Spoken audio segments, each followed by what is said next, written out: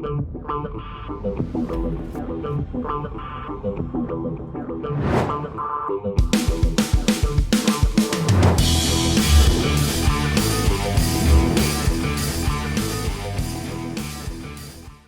what is happening? My fearless networking friend, Todd Falcone here. Welcome back to another episode in this series of Prospecting Mastery. I hope you're enjoying this series. If you're brand new to this series, you're like, what series are you talking about? For the past several weeks, I've been discussing concepts that can work you to that position of being a master at the game of prospecting and network marketing, which happens to be a very important skill set to have. You can go back to the very beginning. If you go to toddfalcone.com, you might be there right now. Top of the page, it says videos, blog, and you can go back and start at the beginning and catch up. So a bunch of different episodes specifically on this subject. I want to talk about getting into a state of flow, okay, and how that is achieved, right? And what does that mean exactly? It's state of flow, or a couple different ways of phrasing it. You're in your groove. You found your mojo. It's just easy. It's effortless. It's just smooth. That's the kind of thing I'm talking about versus awkward, mechanical, feeling not so good and choppy, and that would be kind of the opposite of what I'm referring to. How do you get into that state of flow? The way you get into a state of flow, and this is something that I've taught for many, many years. It's interesting to me because I've been teaching it for probably at least 15 years, if not more, actually probably more than that.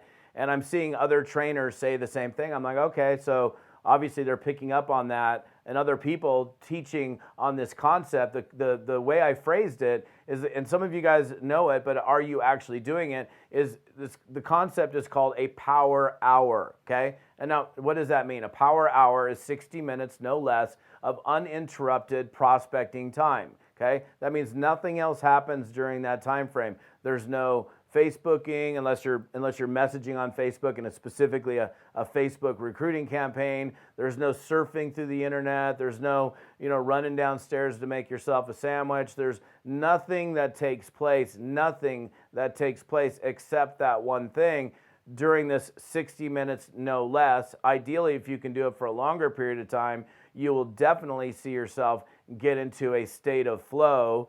And when you get into a state of flow, you tend to it becomes easier. Prospect, it's like, oh, I got this. This is cool. And it's like you don't want to stop because now you found your groove, you found your smoothness, right?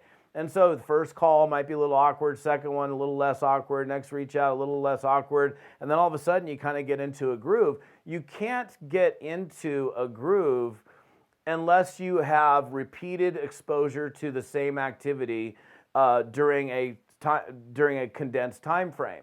So that means, for example, like, again, I've referred to this a few times in this series, like I live on a golf course. So if I went out and like hit 2 golf balls, probably my first 2 shots wouldn't be very good anyhow because I'm not warmed up. And who knows what would happen. I mean, I probably wouldn't whiff it, but I probably wouldn't hit it very good. My back would be tight. I wouldn't have been warmed up. And that's a perfect example for me to throw out. Like for me at 55, if I go out on a golf course, it takes me a few minutes for my back to warm up, for me to get into this rotational movement that takes place in a golf swing. So it takes me 25, 30, 40 minutes to get into my state of flow on a golf course or a practice range. I always do it on the practice range. I never go play golf without hitting balls and getting myself into a state of flow before I actually play the game. Because if I'm trying to work it out while I'm on the actual course, I end up getting myself in trouble. So I think it's a great analogy to use here. It's impossible for you to get into that comfortable, easy to do flow state. You found your mojo, you found your groove. When you make one call in the morning and then you don't make another one for 2 more days, or you do a reach out this morning, you do one more in the afternoon, and then you get up the next day, you skip that day, and then you do a couple the next day, and it's all this sporadic prospecting and recruiting. If you calendar dedicated time and you put dedicated time aside specifically for this key revenue producing activity, which you should anyhow, okay? If you can tell me something that's more important than inviting somebody or reaching out to somebody to invite them to take a peek at your products, your services, your business, I'm all ears. But I don't know anything that's more important than that specific activity. So why wouldn't you want to get into a dedicated time frame where this is all you're doing for that block of time? And I think if you're a part-time networker, you should have no less than 1 power hour a day. If you're a full-time networker, you should have multiple power hours during the day. And I will tell you from personal experience that if I'm able to sit down and I've had many days, too many days to count, that means I've done it many, probably hundreds of times, if not more, where I'll start prospecting in the morning, and I'll literally be prospecting all day long. So it's like a 6 or 8 hour power hour. I mean, I get up to go use a restroom or take a drink of water. Maybe I'll run downstairs and grab lunch, but that's in the middle of like multiple power hours. You can get into such a groove, you don't want to stop.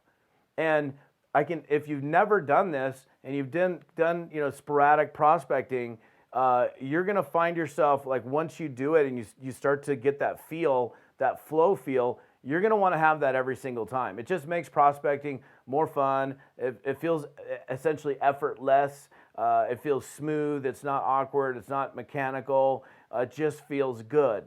But you're never going to have a chance to experience that until you set aside enough time to get into that warmed up state of flow. So again, if you're just doing a reach out here and a reach out there, you can't really get into that groove. But if you're doing reach out,